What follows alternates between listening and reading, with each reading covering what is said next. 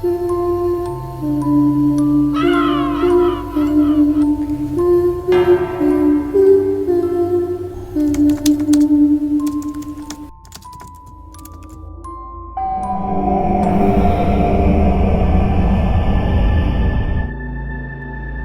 magandang araw po sa inyo, Miss Terry, at sa inyong mga tagapakinig. Sana po ay mapili nyo itong kwento ko para itampok sa inyong channel. Isa po akong taxi driver mula pa noong 2002 hanggang 2017. At ngayon po ay kahit papano sa pagsusumikap ko ay nakapundar ako ng sarili kong sasakyan na aking inirehistro bilang Grab Taxi. Ako nga po pala si Eman, tubong Mindoro po. Naluwas lang ako ng Maynila noon nang isama ako ng aking tiyo para magtrabaho bilang isang construction worker. Halos lahat po ng trabaho sa Maynila ay napasukan ko nung medyo bata-bata pa ako, Miss Terry. Hanggang sa tinuruan ako ng tiyo ko na mag-drive at doon na nga po ako napasok bilang isang taxi driver.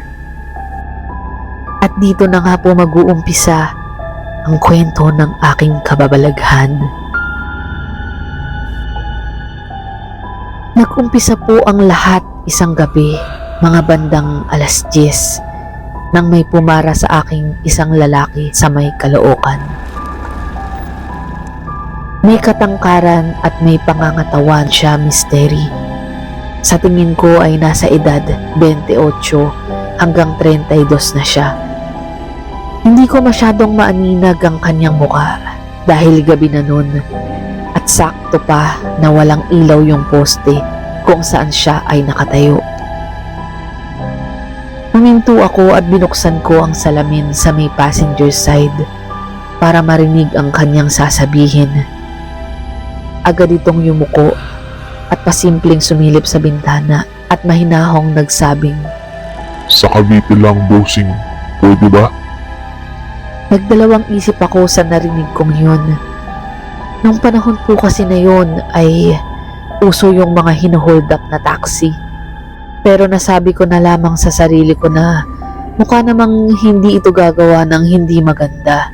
Kaya napatango na lang ako at nagsalita na, "Sige po sir, sakay na kayo." Nagtaka ako kung bakit hindi pa sumasakay yung lalaki na pumara. Kaya muli ko siyang sinilip sa bintana. Doon ay nakita ko siya na mayroon siyang hinihilang malaking cooler at mukhang bigat na bigat siya sa laman nito. Bumaba naman ako para tulungan siya sa kanyang bitbit. Nung ako ay akma ng hahawak sa cooler, ay agad tumaas ang kanyang boses at sinabing, "Mag-ingat ka! Baka mabagsak!" Doon ay nagulat at nagtaka ko na bakit nag-iba bigla ang mood ng pasahero na to. Nagsalita naman agad ito ng malumanay at wika niya, "Pasensya na po. Baka lang matapon yan at hindi nyo na ako isakay sa taxi nyo." Mga laman loob daw yon ng baka na binili niya malapit sa slaughterhouse. "Ganun po ba? Kaya pala malansa.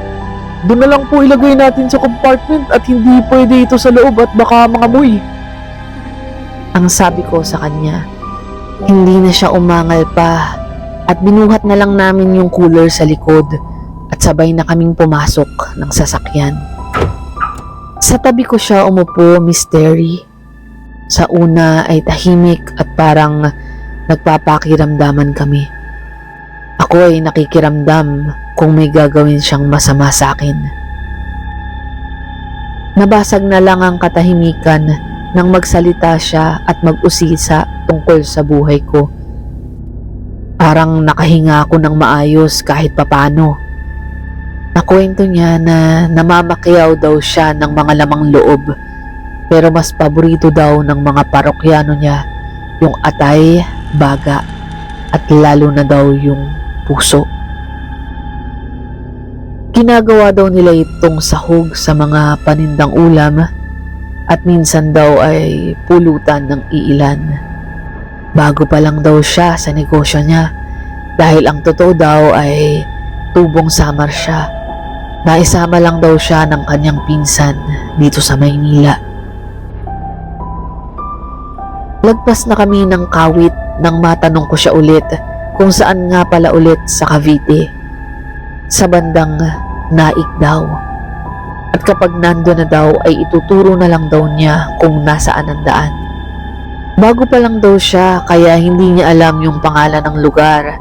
Basta ang alam niya lang ay parteng Naik. Madilim na yung lugar at halos masukal na yung kalsada pagpasok namin ng Naik. Doon ay parang nakaramdam na ako ng kaba at takot para sa sarili ko. Hindi pa masyadong developed ang lugar na yon nung panahon na yon, mystery. Kakaunti pa lang ang mga poste na may ilaw. Nagulat ako nang magsalita siyang, Yan, medyo malapit na dito, boss. Medyo madilim nga lang at walang makakarinig kapag sumigaw ka. Kaya maraming nasa salvage dito. aniya niya na may kasamang tawa. Hindi na maipinta ang mukha ko ng mga oras na yun. Nandyan na lang yung naiisip ko na baka hold upin, patayin, at itapon na lang ako sa palayan na parang hayop. Nang di sa kalayuan ay may nakita kong isang tao na nakatayo sa ilalim ng poste na may ilaw. Doon din ay nagsalita siya na doon na lang siya bababa. Huminto kami sa taong nakatayo. Nang malapitan namin ito, doon ko lang napansin na babae pala ito. Tinapik niya ako sa pagkakatingin ko dun sa babaeng nasa kanto. Inabot niya yung bayad sa akin at kung pwede daw ay tulungan ko siyang ibaba yung cooler sa compartment. Paglabas ko ng taxi, doon ko lang napansin na sobrang lamig sa lugar na yun. Halos wala ka ring maaaninag na kabahayan. Tanging maririnig mo lang ay huni ng salagubang at kulidlig. Nang maibaba namin ang gamit niya ay agad akong pumasok ng sasakyan para makaalis na sa lugar. Pero bago nun ay kumatok ang lalaki sa may bintana ko. Bahagya ko lamang ibinaba ang salamin para mapakinggan ang kanyang sasabihin. Bigla akong kinlabutan at tinaasan ng balahibo sa mga sinabi niya. Ingat ka sa pagmamaneho mo. Kung maaari lang, patayin mo yung ilaw habang binabaybay mo yung daan. At huwag ka nang lilingon pa. Agad kong tinapakan ng gas ng taxi ko para mabilis na makaalis sa lugar. At tulad ng sinabi ng lalaki sa akin, ay hindi ko na nilingon o tinignan pa sila sa rear view ng mirror ko. Nakarinig na lang ako ng malakas na tawa habang papalayo ako sa kanila. Kinabukasan ay ginising na lang ako ng asawa ko. Gumising ka na at baka tanghaliin ka pa sa paglabas mo ng taxi at papasok na din ako ng trabaho. Hindi na ako nakapagluto ng ulam. Bumili ka na lang muna sa karinderya. Pero nagbalot ako ng nilagang itlog dyan para may kainin ka sa biyahe kapag nagutom ka. Meron na rin niyang asin. Umalis na siya at naiwan akong mag-isa sa aming bahay. Hindi ko na nabanggit pa sa asawa ko ang nangyari nung gabi na yon. Ayoko din na mag-alala pa siya sa akin. Sa pamamasada ko ay inabot din ako ng gutom. Buti na lang at may pinabaon sa aking itlog yung asawa ko. Habang traffic ay kinakain ko na yung isang itlog para maibsan ang gutom ko. Nang may isang pulubing kumatok sa bintana ko at nanghihingi ng makakain. Sinabi ko na lang sa sarili ko na dadalawang piraso na lang hihingin pa. Pero inabot ko na rin yung isang itlog. Hindi ko na sinama pa yung plastic dahil dun ko ilalagay yung balat ng itlog. Pasado 8:00 nang mag-text ang aking asawa na mag-overtime daw sila sa factory at kung gusto ko daw ay pumasada pa daw ako para hindi ako mainip sa paghihintay sa kanya. Kaya naghanap pa ako ng pasahero. Ang sabi ko na lang ay kahit isa o dalawa lang para makabawi ng boundary. Sa Malabon po yung factory na pinapasukan ng asawa ko. Kaya dun lang ako umikot para makapaghanap pa ng pasahero. Hanggang sa may pumara sa aking isang babae. Hinintuan ko siya at agad niyang binuksan ang pinto. Sa may rosaryo daw ang sabi niya. Cavite po ba? Ang mabilis na naitanong ko sa kanya. Agad naman itong tumango. Nagdadalawang isip ako kung isasakay ko ba siya o hindi. Nang may lumapit sa amin na barangay tanod at tinanong yung babae kung ayaw ko daw bang isakay siya o nangungontrata daw ba ako. Wala na akong nagawa kaya kahit labag sa kalooban ko ay sinakay ko siya. Dahil kung ayaw ko daw ay ire-report daw nila ako sa pulis na namimili ng pasahero. Sumakay yung babae at dun siya nakapwesto sa may likuran ko. Dala na din ng kahihiyan ay nagpaumanin ako sa kanya. Pero bago ko matapos ang sasabihin ko ay nagsalita na lang siya ng, Wala yun. Mag-focus na lang kayo sa pagdadrive. halatang napikon ata siya. Nang makatawid kami ng coastal road, ay tinanong ko siya kung saan ba siya sa Rosario bababa. Basta diretso lang. Sasabihin ko kapag malapit na. Parang may pagkamatara itong babae na to, sabi ko na lang sa sarili ko. Hanggang sa mapunta kami sa familiar na kalsada. Doon ko na lang napagtanto na dito ako galing kagabi. Agad na tumaas ang balahibo ko at napadasal na lang ako. Sinilip ko sa rearview mirror ang babae at doon ko nakita na nakangisi ito sa akin at dahan-dahan na papalapit sa likuran ko. Bumulong ito sa akin ng, Naalala mo ba yung lalaking sakay mo kahapon? doon ay napagtanto ko na yung babaeng sakay ko ngayon ay yung babae na hinintuan namin kagabi. Nagpatuloy ulit siya sa kanyang sinasabi. Patay na yung lalaki. Laman loob ng baka ang dinala niya kahapon at hindi tao. Akala niya siguro maiisahan niya kami. Kaya imbis na yung dala niya yung kakainin namin, siya na lang yung pinalit namin. Halos maihi ako sa pantalon ko ng mga oras na yun. Isang aswang na pala ang sakay ko, Misteri. Nakita ko na may mga naglalabasan na ibang mga tao mula sa masukal na kalsada. Ang dami pala nila na nag-aabang dun. Tanging dasal na lamang ang nagagawa ko, Misteri.